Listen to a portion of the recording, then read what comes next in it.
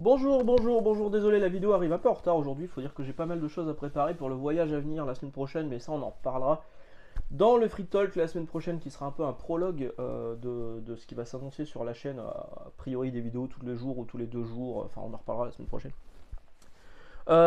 Aujourd'hui on va parler de comics, de sorties comics, de sorties à venir également parce que Panini continue les Panini Big News. Je pense que je ferai une vidéo récap la semaine prochaine, mais on va aussi parler un petit peu de ce qu'ils ont annoncé, et peut-être des choses qu'ils n'ont peut-être pas encore annoncé non plus d'ailleurs. Et on va parler chiffres aussi, parce qu'il y a des chiffres qui sont tombés, des vrais chiffres du GFK qui sont tombés sur le mois de janvier, et le comic se porte plutôt bien, mine de rien. Il y a quand même des chiffres de vente qui sont assez maboules. En tête de liste, évidemment, Dice House of the Lake qui continue sur une très très bonne lancée. On va parler un peu manga, on va parler un peu jeux vidéo, enfin évidemment si le temps de la vidéo me le permet. Avant toute chose, oui, non, on va parler de ça tout de suite. Alors en fait, cette semaine chez Panini, je crois que c'était même la semaine dernière, le Dark Droid est sorti, c'est un prologue, c'est un one-shot, il n'y a pas de numéro, hein, mais en fait c'est bien la suite de la série précédente de Star Wars. Vous savez que Panini a tendance à découper les séries Star Wars en fascicules, c'est un bordel monstre pour conseiller en librairie. Et là où les fascicules Marvel et les fascicules Destiny of X, Nofix, etc. fonctionnent très très bien, là où je travaille, encore une fois, c'est là où je travaille, c'est pas forcément le marché global, ça c'est très très dur. Ça, j'en vends 10 fois moins que ce que je vends sur Marvel Comics et Dawn of X, alors que c'est la même formule. Bon, c'est peut-être le fait que les épisodes soient pas non plus complètement fous, ou que peut-être que Star Wars intéresse moins, ce qui m'étonne un peu. Mais je pense que, pour en parler avec des clients, c'est surtout parce que c'est un bordel monstre en fait. Parce que pour suivre Star Wars en VF sur les fascicules, Panini découpe trop en fait. Là, vous voyez, c'est un Dark Droids prologue, et après il y aura 1, 2, 3, 4, 5 peut-être, et après il y aura un épilogue, et après ça va être de nouveau un nouveau truc Star Wars. Du coup, c'est n'importe quoi. Au niveau de la cohérence, c'est vraiment très très compliqué chez Panini, et c'est pas vraiment une surprise. Et ce qui m'étonne, c'est que vous avez vu dans les Panini Big News, Panini met beaucoup en avant les Deluxe. On l'avait dit, l'année dernière c'était l'année des omnibus, cette année ce sera l'année des Deluxe. C'est une demande de la maison mère, a priori. Donc on va tout miser sur les Deluxe. Le deuxième Deluxe de Thor est enfin annoncé. Euh, Par contre, il n'y a pas de Deluxe pour Iron Man. Si vous voulez lire la série Iron Man, vous n'avez que la solution Marvel Comics. Ce qui est un peu chiant parce que du coup, vous claquez 16 balles pour un voire deux épisodes par mois. C'est pas vraiment cool pour les mecs qui veulent lire que du Iron Man, d'autant que Iron Man maintenant va faire un peu partie de Fall of X suite à un événement qui va se passer dans la série Iron Man. Du coup, on a un petit peu de mal à comprendre. Pour les gens qui suivent Iron Man dans les fascicules Marvel Comics, euh, et ben, il va falloir suivre Fall of X. Et pour les gens qui suivent Fall of X, vous n'aurez pas la possibilité d'acheter en 100% Marvel ou en Deluxe les épisodes d'Iron Man qui seront en raccord. Du coup, c'est dommage. Il va falloir faire des mélanges de collection. Bon, après, encore une fois, les mélanges de collection, c'est pas ce qui me fait peur. Mais, ouais, l'accent est vraiment mis sur les Deluxe, c'est beaucoup plus que les 100%. On a l'impression que les 100% sont en train de disparaître petit à petit. Vous l'avez vu avec l'annonce du Amazing Spider-Man de Wells, Romita Jr. qui débarque directement en Deluxe et sans passer par la case 100% Marvel. Bon, on sent que les 100% Marvel sont mis un petit peu de côté. Alors vous avez été nombreux à me dire, effectivement, les Deluxe, ça revient moins cher à l'épisode, parce qu'il y a plus d'épisodes, je crois, c'est un format un peu plus grand. Ok, moi ce qui me gêne, et je vous l'ai expliqué dans certains des commentaires, ce qui me gêne, c'est le prix qui est demandé à l'entrée. C'est-à-dire que quelqu'un arrive, Tom, Tom, je te salue. Tom est un petit abonné qui est passé cette semaine me voir et qui m'a demandé de faire un selfie là où je travaille. Ce qui m'a fait beaucoup rire. Et n'hésite pas, Tom, la prochaine fois, si tu veux qu'on discute un peu de comics, effectivement, j'ai du travail, mais je peux prendre quelques minutes pour discuter avec les gens qui passent me voir en magasin. Donc je te salue, Tom, encore une fois. Merci d'être passé, c'est vraiment cool. Donc Tom, par exemple, veut se lancer dans Spider-Man, on va lui demander 32 €. Eh ouais, on va lui demander 32 €. Et ben peut-être qu'il n'a pas les moyens de mettre 32 € tout de suite, alors que ça reste cher, les 100% Marvel, mais on est sur du 17, 18, 20 €. Effectivement, dans un Deluxe, vous avez l'équivalent de 200% Marvel, donc on va dire que vous gagnez 5, 6 € peut-être sur le prix par épisode. Mais oui, on vous demande directement de claquer 32 balles. Et c'est pas ça qui fonctionne en France. Ce qui fonctionne en France, c'est les petits prix. On va revenir là-dessus juste après. Donc, Star Wars Dark Droids, Star Wars, il y a May the Force Be With You, le 4 mai, qui est le jour anniversaire de Star Wars, qui arrive bientôt. Il y a une opération Star Wars qui n'a pas, il me semble, pas encore été annoncée par Panini, ça devrait pas trop tarder, avec une grosse remise en avant de tous les titres Star Wars. Alors, il n'y a pas de nouveauté, hein. C'est Star Wars 1 par Jason Aaron, le 2, le 3, le 4, les épisodes de la collection Dark Vader qui était à 6,99€ qui est remise en avant. Donc on nous propose de les recommander. Et pour l'achat de 2 titres Star Wars ce jour-là, enfin ce week-end-là, ça va être un week-end, vous allez pouvoir avoir un manga Star Wars offert qui s'appelle Star Wars Vision. Chez Panini, on est en roue libre. On vous propose de vous offrir un manga si vous achetez 2 comics. Je comprends pas, ouais. Ces mecs sont complètement tarés. Voilà, donc une opération qui arrive donc début mai. Pour l'achat de titres Star Wars, vous allez avoir un titre Star Wars en manga, Star Wars Vision. Il me semble que c'est du manga, hein, il me semble avoir vu ça. En bonus. Voilà, voilà. Donc je vous disais, ce qui marche bien actuellement, c'est les petits prix. Il y a des chiffres GFK qui sont tombés.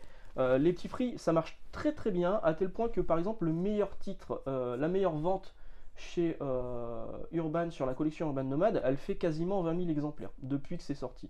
C'est Batman la cour des hiboux première partie. Après on a du White Knight qui fait entre 15 et 20 000 exemplaires depuis sa sortie. Même les titres les plus récents, je prends Punk Rock Jesus qui est sorti, qui est sorti quand même en août de l'année dernière, fait quasiment 6 000. Dans les plus récents, on a Sombre Reflet, mais ça vient d'arriver, il fait quasiment 1000 exemplaires. C'est vraiment des très bonnes ventes. Et c'est plus que la plupart des titres qui sortent chez Panini en 100% ou en deluxe. Vraiment, ce qui fonctionne le mieux chez Panini, chez moi encore une fois, c'est les Marvel Comics et les Dawn of X, parce que le prix d'entrée il est à 16 balles. Et vraiment, le nerf de la guerre, à un moment, il va falloir que ça rentre dans la tête des éditeurs, c'est le petit prix. Pour moi, c'est le petit prix, c'est des titres accessibles qui ne vous demandent pas de claquer 32€ pour commencer une série dont vous n'êtes pas sûr qu'elle va être bonne. Là, vous pouvez vous permettre de dépenser 10€ pour tester une série, voilà. Comme nous on faisait en kiosque à l'époque quand on était jeune, petit ange parti trop tôt, enfin à un moment on se remette de cette période-là parce que ça ne reviendra plus. Mais ça, Panini commence à le comprendre, donc Urban l'a bien compris hein, avec cette collection-là. Panini commence à le comprendre avec sa collection qui arrive sur Ultimate Spider-Man, Ultimates, The Boys à 10€ là, qui sort bientôt. Même si la mise en avant elle est pas folle chez eux, ils mettent pas les moyens de leurs ambitions. Parce qu'ils ont aussi annoncé là dans les Panini Big News qu'il y allait avoir une collection de Deadpool à 4,99€ avec une dizaine de titres. Et là, on se dit Panini c'est des politiciens parce que mine de rien, il n'y a pas longtemps, le CM de Panini, le fameux, nous avait dit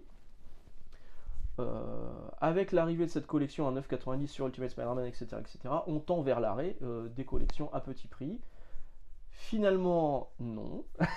Ça revient dans cette collection Deadpool à 5 balles, parce qu'ils ont dû voir les chiffres passer sur les titres Urban Comics Nomad et les chiffres de vente, et ils ont dû se dire non, il faut qu'aussi nous on mette un pied dans l'entrebâillement de la porte pour essayer de gratter un maximum de thunes, parce que là, c'est là où il y a de la thune à se faire.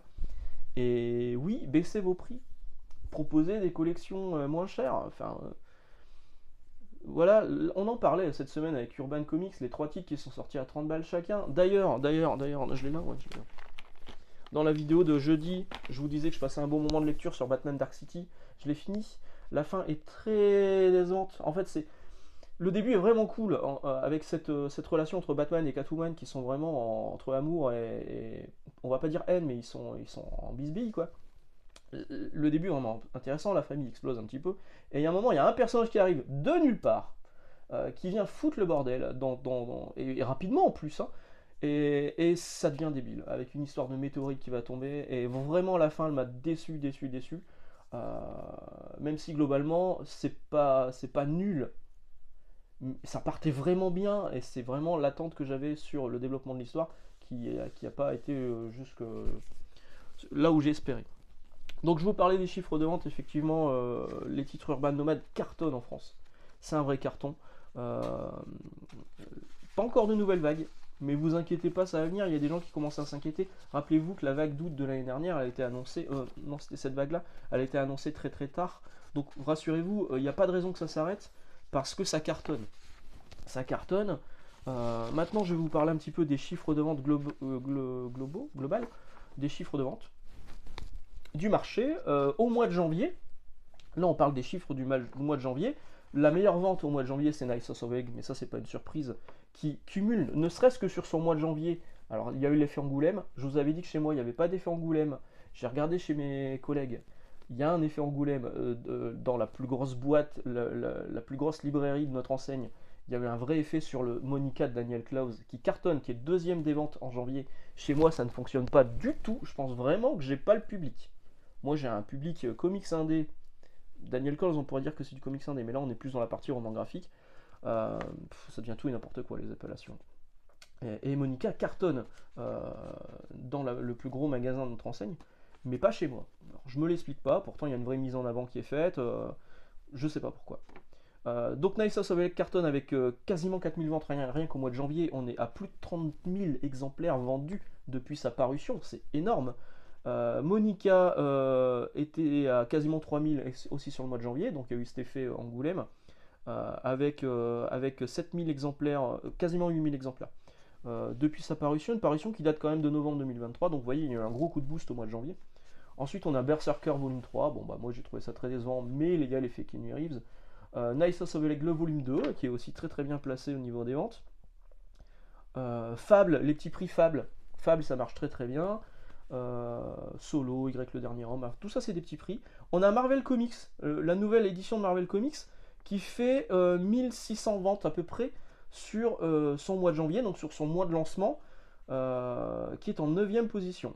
Juste après, on a Basket Full of Heads, Mr. Miracle, Planetary, donc tout ça c'est des petits prix. Donc vous voyez, un vrai carton, hein.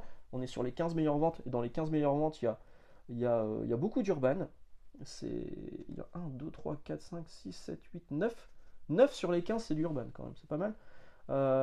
Et après, on a des signaux fixes. Donc, vous voyez, les titres qui marchent le mieux chez Panini, c'est effectivement les Marvel Comics et les Destiny fixes. C'est des trucs à 16 balles. Bah ouais, il n'y a pas de secret. Et sont très bien placés les Urban Nomades aussi dans cette catégorie-là. Donc, il y a un vrai truc. Enfin, comprenez-le à un moment, les éditeurs, que le prix, il est important dans nos actes d'achat. On peut pas. Moi, je le vois, hein, il y a des gens Il y a 10h47 l'heure du comics, si on parlait il y a pas longtemps. Il y en a un qui disait, je sais plus qui, pardon, je crois que c'était Red, qui disait moi j'ai envie de tout lire, mais j'ai pas les moyens. Alors qu'il y a une époque, on pouvait tout lire. Quand ça sortait en kiosque à petit prix, on pouvait tout lire, on pouvait se permettre des trucs. Maintenant, on peut plus. Maintenant, on est obligé de faire des choix. Même je suis obligé de faire des choix cette année. Je fais parfois pas les bons. On en reparlera après. Faut que je me dépêche d'ailleurs, on est déjà à 13 minutes. Bon, on va reparler tout de suite. Je fais parfois pas les bons, avec notamment ce Spider-Boy que j'achète en VO qui est nul. On revient encore une fois sur les origines de Spider-Boy. On est quand même au 4ème numéro, on a commencé à comprendre que c'était un espèce de melting pot d'une araignée et d'un humain créé par une nana un peu folle. On voit qu'il y a une espèce de Spider-Boy monstre qui en fait n'est pas Spider-Boy, je vous spoil, c'est Boy Spider. Le scénario est hyper naze, il y a Miles Morales qui apparaît, il y a les couvertures qui sont sympas de Ramos à l'intérieur du Medina qui fait un travail correct, mais franchement le scénario il est vraiment nul. Donc ça c'est un très mauvais titre Spider-Man qui est sorti, et je pense qu'au 8ème ou voire au maximum au 12ème épisode on n'en parlera plus. Et ensuite il y a Ultimate Spider-Man le tome 2, alors là par contre on est vraiment sur du très très bon, le tome 2 confirme la bonne impression qu'on avait sur le premier, la relation entre je sais pas si je peux en parler sans spoiler, entre un personnage important de la famille Parker et J. Jonah Jameson, elle est hyper intéressante. Vraiment, il y a une scène dans un hammam qui est cool au niveau des dialogues et tout. Enfin, franchement, on sent qu'il y a une vraie amitié sincère et qu'on va vers quelque chose, et ça, c'est bien. Les premiers combats de Peter Parker en tant que Spider-Man, qui n'a pas vraiment un costume. Il a un costume un peu chelou, un costume un peu symbiotique, un costume noir comme ça. Un peu symbiotique parce que le truc peut disparaître un peu, c'est un peu bizarre. Donc ses premiers combats sont, on voit qu'il est gauche, qu'il galère un petit peu à faire ce qu'il doit faire, et, on voit que derrière en filigrane il y a un truc qui se passe avec le personnage que vous avez ici, donc le Green Goblin. Vraiment c'est une bonne lecture, j'ai hâte de lire la suite. C'est encore une fois très très bien. Keketo fait un très bon travail dessus. Enfin moi j'adore ce Peter Parker adulte avec une barbe, avec les cheveux un peu en bataille. Enfin, vraiment, c'est très très cool. Cette semaine sortira Ultimate X-Men. Peut-être que j'en parlerai la semaine prochaine si j'ai le temps d'aller le chercher, celui de Peach Momoko. Ça, on verra. Donc, vous l'avez compris, ça, je suis allé le chercher chez mes potes d'Astro City, où j'ai chopé également le DC Connect. Si vous allez dans une librairie qui fait de la VO, ça, vous allez pouvoir le choper. Et aussi le Marvel Previews. Hop là, Joe Kelly, Adam Kubert sur Deadpool versus Wolverine. Oh là là, est-ce qu'on sentirait pas un film approché dans pas longtemps?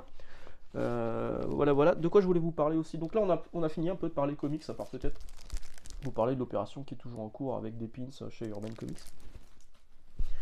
Parler un petit peu de manga, il y a Gantz I qui est sorti, le numéro 5, c'est pas encore fini, c'est long à sortir, c'est long à sortir. C'est pas fou, franchement, ça reprend tous les principes de Gantz. Il y a des gros monstres, il y a des mecs qui sont morts et qui sont rappelés pour ramener à la vie, pour combattre ces espèces de gros monstres. Là, ça se passe dans le Japon féodal. On sent que ça va pas aller très loin au niveau du scénario, un peu comme il y avait eu le Gantz, je crois que c'était G ou c'était une équipe que de filles. La série Gantz de base, elle est top. On n'a pas vraiment besoin des séries dérivées. Ça reste sympa à lire, mais franchement, c'est pas non plus complètement fou. Il y a le dernier tome de Mashle qui est sorti, ça y est, c'est terminé. Je sais pas ce que va faire ensuite le Hajime Akomoto, l'auteur, parce que là, je pense qu'il a eu un coup de chance sur Mashle. Il y a le dernier tome de Kuto no Ken, ça y est, c'est terminé chez Crunchyroll. La série complète, donc en 18 volumes. Et il y a pas mal de séries dérivées qui sont sorties, mais moi, je n'achète pas. Moi, c'est vraiment la série de base qui m'intéresse. Il y a Stand By Me Kakuemon, qui est un peu une parodie de Doraemon. Doraemon, c'est ce chat robot venu du futur qui va donner des conseils et faire des bêtises avec des gadgets à un jeune homme. Et là, c'est un auteur de manga débutant, et il y a son lui du futur qui débarque et qui va lui donner des conseils en lui disant ne deviens pas mangaka, ça sert à rien. Voilà. Donc c'est une parodie. L'histoire de la parution elle est plutôt originale parce que à la base il y a eu le manga Bakuman, je ne sais pas si vous connaissez Bakuman, qui est par les auteurs de Death Note, qui présentait les coulisses du manga, mais de façon très romancée et en édulcorant les parties les plus sombres de la création d'un manga. Et du coup, l'auteur de ça, de Kakuemon, avait sorti un truc qui s'appelait Bokuman. Boku, c'est je, c'est moi. C'est le terme moi en fait. Donc Bokuman, Bakuman, jeu de mots. Il avait fait que 3 chapitres, parce qu'après il s'est pris des menaces, machin, parce qu'il montrait vraiment toutes les coulisses les plus sombres de l'univers de la création d'un manga. Il s'était pris des menaces par les grandes maisons d'édition, il a arrêté au bout de 3 chapitres, et il a fait ça, qui est une suite spirituelle, on va dire, en rajoutant un côté un peu fantastique avec ce mec qui vient du futur. Et franchement, c'est pas inintéressant, j'ai trouvé ça pas mal, ça s'est sorti chez Meian. Meian qui est pas une maison d'édition que je tiens particulièrement dans mon cœur, parce qu'ils sont compliqués à travailler en magasin. Mais c'est plutôt pas mal à lire. Mover Parasite, c'est vrai que c'est plutôt pas mal à lire, parce que c'est pas plutôt pas mal à manger, par exemple. Donc Mover Parasite, avec cette couverture qu'on dirait un peu abîmée, mais pas du tout, c'est voulu, qui est le deuxième tome. Le premier tome m'avait un peu chaud. Enfin, en ce moment, chez Mangetsu, entre Pumpkin Night, qui est hyper trash, et Mover Parasite, qui est hyper malsain, c'est par l'autrice, je crois que c'est une autrice de Shigaime. Shigaime, j'avais beaucoup aimé, c'était déjà un peu malsain, mais alors là, on va dans les trucs avec les mômes complexes et tout. C'est spécial, je continue à le lire, mais je suis pas sûr que ça me plaise vraiment. Je pense qu'il y a une curiosité malsaine en fait quand je le lis. Donc ça c'est pour les mangas qui m'ont marqué cette semaine dans les sorties. Au niveau des jeux vidéo, bon je comptais l'acheter au Japon, je l'ai finalement acheté en France pour un prix, une modique somme de 40€. Like Dragon Infinite Wealth, donc aussi appelé Yakuza 8, qui est paraît-il hyper long, donc je vais pas le lancer tout de suite parce que j'ai pas le temps, parce que j'ai encore tout à préparer à mon départ. Et voilà, j'avais beaucoup aimé le Yakuza 7, même si le système de combat, je préférais le système de combat d'avant. Là, bon, c'est nouveau le système de combat style RPG. Mais ouais, l'histoire, elle a l'air plutôt cool. J'avais acheté le précédent, The Man Who Erased His Name, Like a Dragon, avec l'histoire de Kiryu, qui fait le lien entre Yakuza 7 et ce Yakuza 8. Je l'avais acheté en version physique japonaise, parce qu'il n'existe pas en version physique en France, contrairement à celui-là, et ça c'est dommage. Et sinon, cette semaine est sorti un nouveau personnage de Street Fighter 6, Ed, qui est un boxeur, donc les boutons de pied font qu'il fait des jabs ou parfois des coups de poing, donc c'est un peu déstabilisant, mais franchement il est cool à jouer. Alors je me sens encore un peu handicapé quand j'y joue, j'ai fait quelques matchs online que j'ai perdu, parce que je suis pas encore à la hauteur, mais franchement il est intéressant à jouer, et Street Fighter 6 reste mon jeu de l'année 2023, et je me régale à jouer dessus, et c'est top, c'est top. Je vais m'arrêter là. On se retrouve la semaine prochaine, mardi, où soit on parlera des Panini Big News si l'autre a terminé de sortir tout et n'importe quoi sur les prochaines parutions, soit on parlera des nouveautés urbaines à venir, c'est vrai que j'en ai pas parlé non plus, ou alors on parlera de totalement autre chose, on verra bien. Donc une vidéo mardi, une vidéo jeudi, une vidéo dimanche, que vous verrez alors que je serai sans doute dans l'avion. Excellente journée, excellente lecture, excellent dimanche. Ciao.